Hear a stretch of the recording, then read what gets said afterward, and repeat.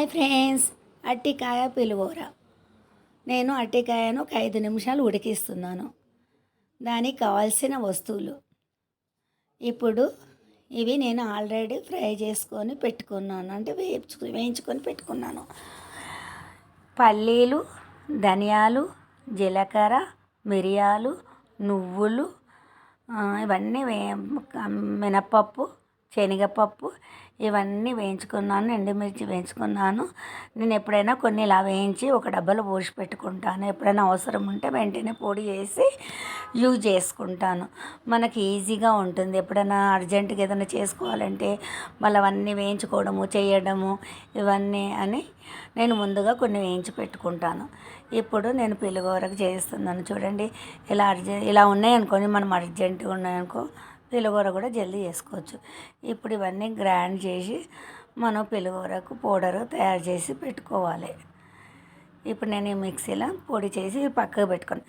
ఇప్పుడు అరటికాయలను మనము ఉడికించి పెట్టుకున్నాం కదా, ఇప్పుడు దాన్ని తొక్కు తీసేయాలి.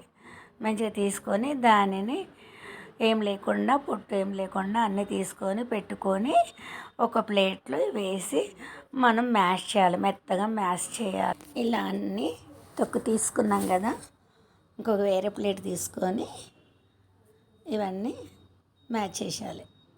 ఇలా దీంతో మంచిగా ముక్కలు ఏం లేకుండా మంచిగా మెత్తగా మ్యాష్ చేయాలి. ఇలా చేసుకొని ఇది కూడా పక్కకు పెట్టేసుకోవాలి. ఇలా మొత్తం కలుపుకొని చేసి ఇలా పక్కకు పెట్టుకోవాలి. ఇప్పుడు నేను రైస్ కూడా వండుకొని, చూడండి, రైస్ వండుకొని ఓ బౌల్లో పోసుకొని చల్లార్చినాను. ఇప్పుడు బౌల్ పెట్టుకొని ఇప్పుడు ఆయిల్ పోసి పచ్చిమిర్చి, శనగపప్పు ఇవన్నీ మంచిగా వేగిన తర్వాత కొద్దిగా వేగినాక కరివేపాకు, ఎండుమిర్చి, కరివేపాకు వేసి మంచిగా కలపాలి. కలిపిన తర్వాత కొన్ని పల్లీలు వేసుకోవాలి. నేను పల్లీలు వేసిన కాజు ఎవరైనా మీకు ఇష్టమైతే వేసుకోండి, లేకపోతే నాకు చాలా కాజు అంటే చాలా ఇష్టము. నేను ప్రతి దాంట్లో కాజు ఎక్కువ యూజ్ చేస్తాను. కాజు వేసాను, పసుపు వేసి కొద్దిగా ఉప్పు వేయాలి. ఉప్పు వేసిన నేను ఇంగువ వేసాను. ఇంగువ, ఉప్పు, సాల్ట్ కొద్దిగా వేసి మంచిగా కలుపుకొని మనం లెమన్ సాల్ట్ దొరుకుతుంది, ఆ లెమన్ సాల్ట్ కూడా కొద్దిగా వేసుకోవాలి. కొంతమందికి పులుపు కావాలంటే కొద్దిగా వేసుకోండి, ఎంత అవసరం ఉంటే అంత వేసుకోండి.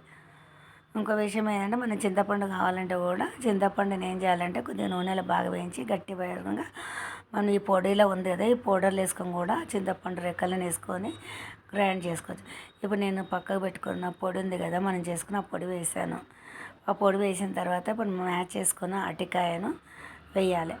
ఇది వేసి బాగా కలపాలి, సిమ్లో పెట్టి కలపాలి. ఇది పౌడర్ అయ్యే వరకు కలుపుతుండాలి. చూడండి, ఇది పొడిగా అయింది. ఇప్పుడు మనం అన్నంలో పోసుకొని మంచిగా కలుపుకోవాలి. ఇలా అరటికాయ పులిహోర చేస్తే చాలా బాగుంటుంది. మీరు కూడా ట్రై చేసి చూడండి. మనము అరటిపండ్లు నైవేద్యం పెడుతుంటాము, దాని బదులు నేను అరటికాయతోటి పులిహోర చేసి శివయ్యకు నైవేద్యం పెట్టాను. మీరు కూడా ట్రై చేయండి. ఇలా చేస్తే చాలా బాగుంటుంది. నేను ఈరోజు 3వ సోమవారము నేను బూరెలు అరటికాయ పులిహోర చేసి పెట్టాను.